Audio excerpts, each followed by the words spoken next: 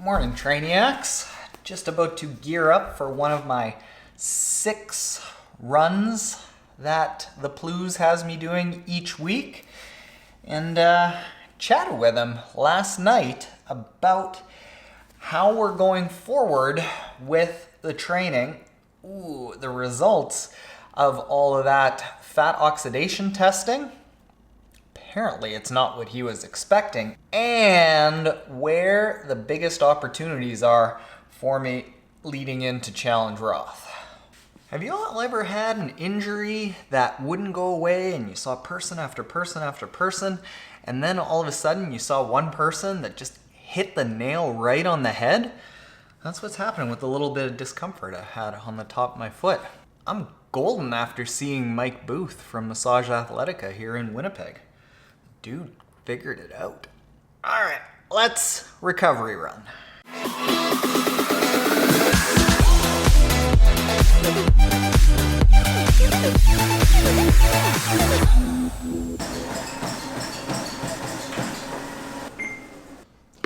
Oh yeah, oh yeah.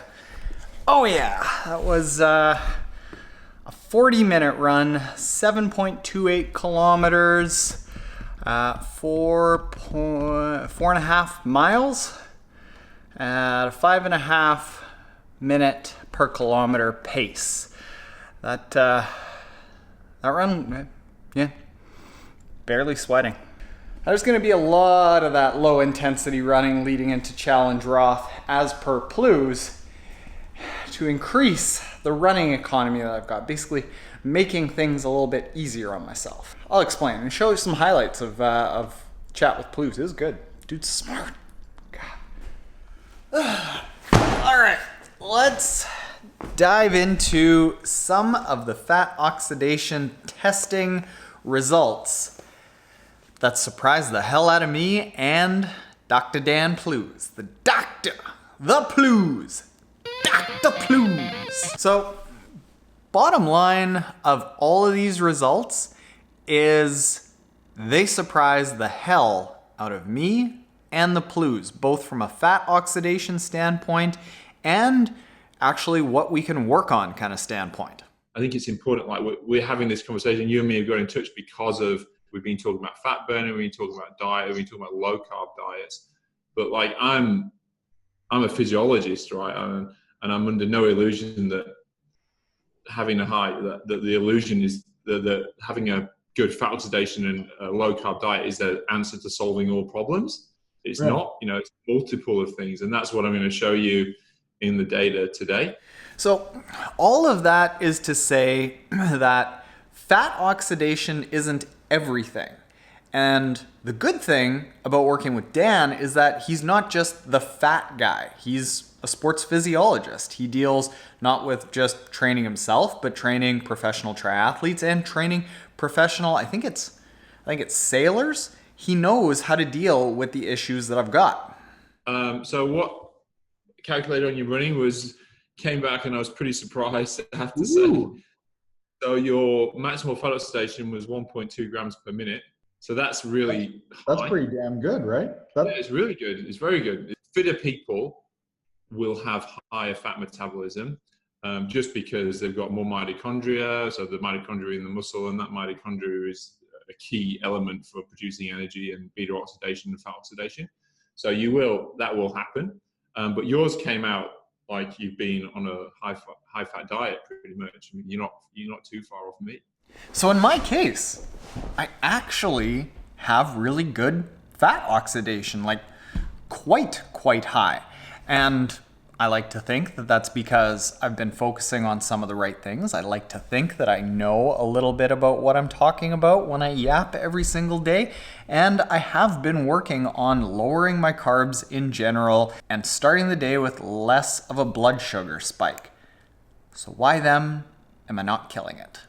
So what you want is your maximal fat oxidation to occur at the pace where you're going to be racing at. And so for you, Ironman pace is usually around the aerobic threshold, and your aerobic threshold occurred at the moment it's at 5 minutes per kilometer. What we've got to do then is run at an easy pace a lot. And yes, I have been talking about running at an easy pace, lots of zone 2 work, building your aerobic engine. Been doing a lot of that, but not necessarily with running. This winter, I had a little bit of pain on the top of my foot. Last year, I had the Achilles issue. In years 3, 4, actually 1, 2, 3, 4, 5 in triathlon, I had a personal injury that required 2 surgeries, and I was really unable to run because running really made that injury a lot worse. So of my 10 seasons in triathlon, I've really only had 3 where I could have even increased the run volume. So now I have to run a lot at a pace that's very, very low so that each run is not tremendously taxing on the body. Yeah. So like a Kenyans are in the 180s, right? So they're real low. Like someone like me, I've been measured at 200, 205. So that's pretty low. You get your top level, like, I would imagine someone like Patrick Langer will be in the 190s or 195s, he'll be below 200. But you can see that you're like 220, 227, 233. But the real important number is the number, your running economy number at the pace you will race at, because that's where you want to be the most efficient, right? Because that's where you're going to be spending most of your time. Mm-hmm. And you can see at your aerobic threshold that we saw before, which is 5 minutes per K, your running economy was the worst. Good for me. So what does that mean? So as a result, because your energy expenditures, your running economy is poor, it means that your overall energy expenditure is high. So 11.91 kilometers per hour, your energy expenditure, calories per minute, is 15.6. So for example, if I had Terenzo an energy expenditure of 15.6, he would be absolutely gassing it, like he'd be going so hard, for him to get that equivalent energy expenditure, he'll be going like full tilt.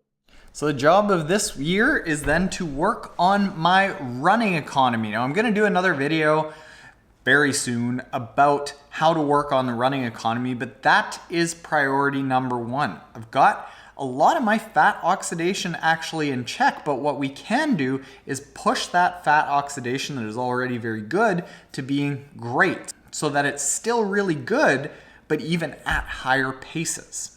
Now, as always, this free download that we've put together is killing it. Thousands of people have already downloaded it and started incorporating some of the starter planning that the Plews has put together about how to start adapting to low carb, high fat. So if you're interested in getting into this, go to triathlontaren.com/the Plews. Just put in your email address. Boom.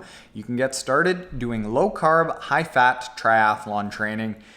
Work on that. Apparently I'm already good at it, but I got other problems. Always. Welcome to triathlon. It's never solved. All right. Later, Trainiacs.